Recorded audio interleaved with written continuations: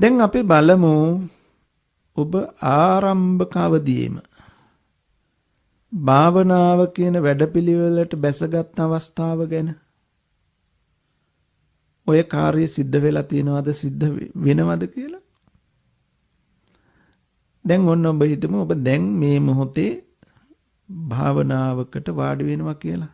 බාහිර ක්‍රියාවන් අතහැරලා දැන් භාවනාවට වාඩි වෙනවා.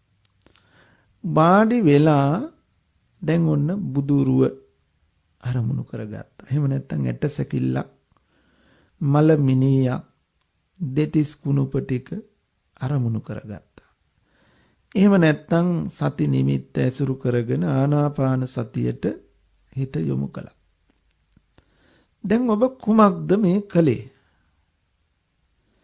දැන් බලන්න මේ කමඨහන මේ අරමුණට හිත පිහිටවන්න කලින් මේ මොහොතට කලින් ඔබේ හිත තිබුණේ කොහේද? නූපන් අකුසල් උපදින, උපන් අකුසල් වැඩෙන අඩවියක. ඒ බඳු සීමාවක නිතිබුණේ. සංවරයක්, රැකවරණයක්, පාලනයක් තිබුණේ නැහනේ. නූපන් අකුසලයේ උපදින්න පුළුවන්, උපන් අකුසලයේ වැඩෙන සීමාවක තමයි හිටියේ.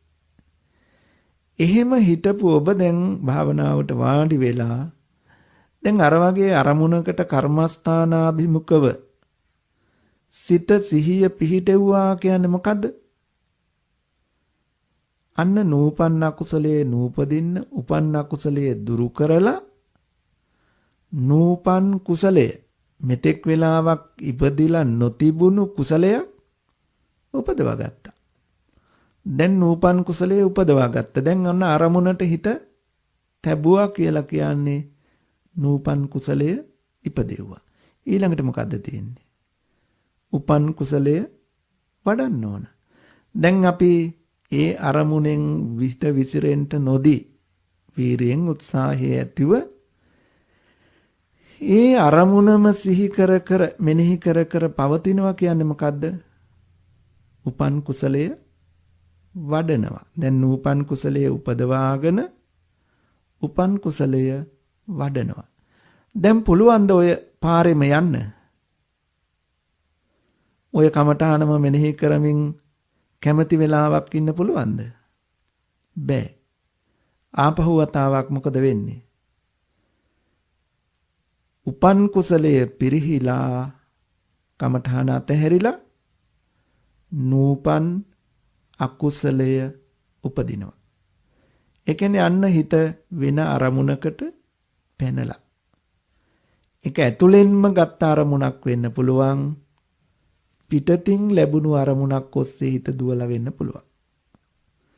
දැන් වෙනත් කාමාදී අරමුණකට හිත ගියා කියන්නේ මොකද්ද?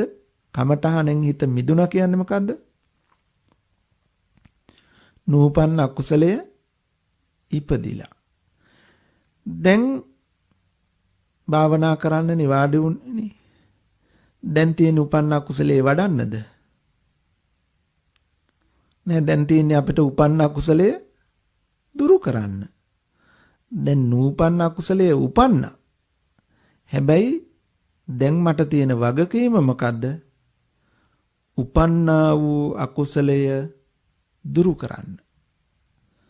දැන් උපන්න අකුසලයේ කොහොමද දුරු කරන්නේ? උපන්න අකුසලයේ කොහොමද දුරු කරන්නේ? මට ක්‍රම කීපයක් තියෙනවා. එකක් අර අපි ඉස්සෙල්ලා කතා කරපු විදිහට මේ ඉපදිලා තියෙන රාගසිතක්, මේ ද්වේෂසිතක්, මේ මෝහසිතක්, මේ විසිරුණු සිතක්, මේ හැකිලුණු සිතක් කියලා හඳුනගෙන මේක මේ හිත වැඩුණොත් මෙන්න මේ වගේ කාය වාක් මනෝ කර්මවලට යනවා. ඒ කර්ම විපාකයෙන් තිරිසනෙක් වෙලා උපදින්න පුළුවන් නේද සසරේ? කල්ප ගානක් දුක් විඳින. මහ පෙරේතෙක් වෙලා උපදින්න පුළුවන් නේද හේතුවෙන්? ගිනි ජාලා මැද දැවෙන, ලෝධියෙහි පැහෙන, අසිපත්‍ර වනේ කැපි කැපි පීඩා විඳින, කටු ඉඹුලේ ඇනිලා මහ දුක් වේදනා විඳින, ලෝහ ගිනියම් වෙච්ච ලෝහ මත රොටියක් වගේ පැත්තට මේ පැත්තට දවන පුලුස්සන, කෑලි කෑලි වලට කපමින් වද දෙන මේ අවීචයේ වැනි තැනක උපදින්න පුළුවන් නේද කියලා. අන්න මේ හිතට ලැබෙන විපාක ටික හිතනකොට අර උපන්න අකුසලයේ පවතිවිද? නෑ, ඒ උපන්න අකුසලයේ දුරු වෙනවා. ඔන්න උපායක් අපට තියෙනවා දැන් උපන්න අකුසලයේ දුරු කරලා ආපහු අර තමන් වඩපු කුසල අරමුණට ආපහු හිත ගන්න පුළුවන්. සමහර කෙනෙකුට ඔය හිතන්න ඕනෙම නෑ. මේ හිත දැන් විසිරිලා. මේ හිත සරාගී, සදෝසී, සමෝහී. මේ උපන්න අකුසලයයි තියෙන්නේ කියලා දැනගෙන එකපාරටම නැවත තමන්ගේ කමඨහන සිහි කරලා කමඨහනටම හිත පිහිටව ගන්න පුළුවන්.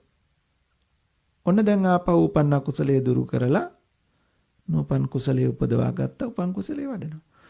ඔන්න මතක තියාගන්න භාවනා කරනවා කියන්නේ මූලිකව මෙන්න මේ ටිකේ හිත දෝලණය වෙන එක. එතකොට අපට නිතරම තියෙනවා හිත මේ අකුසලයේ පැත්තට යනවා. නූපන් අකුසලයේ උපදිනවා හිතේ. හැබැයි උපන් අකුසලය වැඩෙන්න දෙන්නේ නෑ අපි. ඉක්මනින් ආපහු කර්මස්ථානයේට හිත අරගන්නවා. තමන් වඩපු මූල කර්මස්ථානයේට හිත ඇදලා අරගන්නවා. ඔන්න වීරිය එතනදී තියෙන්න ඕන. විරියේන දුක්ඛං අච්ඡේති. වීරිය තිබුණොත් තමයි දුකෙන් මිදෙන්න පුළුවන් වෙන්නේ. දුක ගෙවෙන්නේ වීරියෙන්. අන්න යනවා එහාට. යන එක ස්වභාවිකයි. යන්න නැත්නම් හිත වඩන්න දෙයක් නැහැනේ, වැඩිලානේ. අපේ හිතේ නොවැඩුණු ලක්ෂණය තමයි මේ කියපු තැන ඉන්නේ නැහැ. අසංවර ළමයාගේ ලක්ෂණය.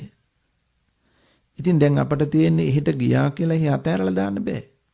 ආපහු ඇදලා අපි කැමති අරමුණෙහි හිත වැඩෙන අරමුණෙහි නික්ලේශී අරමුණක හිත නැවත තියෙනවා. ඔන්න ඔය වීරිය ඔය දෙපැත්තට ඇදීම කලක් පවතිනවා. සිත පුරුදු පැත්තට ඇදගෙන යනවා. ඔබ වීරියවන්ත වෙන්න ඕන, දක්ෂ වෙන්න ඕන. මේ පැත්තට යනකොට ආපහු මෙහාට අද ගන්න. ඔය වීරිය පවත්වන්න පුළුවන් නම් යම් කලක් යනකොට ඔය හිත ඇදගෙන යන ගමන ටික පාලනය වෙලා අන්න ඊට පස්සේ පුළුවන්කම තියෙනවා ඔබ හිතන ඔබ කැමති අරමුණෙහි යම් වෙලාවක් පිහිටුව ගන්න. වැඩි වෙලාවක් නෙමෙයි, විනාඩි 2ක් 3ක් හරි රඳව ගන්න පුළුවන් වෙවි. යන්න දියුණුවක්, අන්න දක්ෂතාවයක්. භාවනාවේ දියුණුවක් ඇවිල්ලා එතකොට. හිතේ කෙලෙස් ගතිය පාලනයක් වෙලා. කුසල ගතිය වර්ධනයක් වෙලා. අන්න ලක්ෂණ වැඩෙනවා, දියුණු වෙනවා. මේ පවත්වන්න පුළුවන්, කුසලයේ වඩන්න පුළුවන් කාලය දීර්ඝ වෙනවා. Tamanට තේරෙනවා. එතකොට දැන් හිත විවිධ අරමුණු හොයාගෙන යන ගමන දැන් ටික පාලනය වෙනවා කියලා. දමනය වෙනවා කියලා දැන් තේරෙනවා. හික්මෙනවා කියලා දැන් තේරෙනවා. එතකොට හික්මෙන බව, පාලනය වෙන බව දැන තවදුරටත් වීරිය හීන වීරියක් බවට ඒ වීරිය අවම වෙන්න නොදී ඒ වීරිය නැවතත් පවත්වාගෙන ගියාම ඔන්න අපට පුළුවන්කම තියෙනවා මේ දියුණුවට ඉදිරියට යන්න.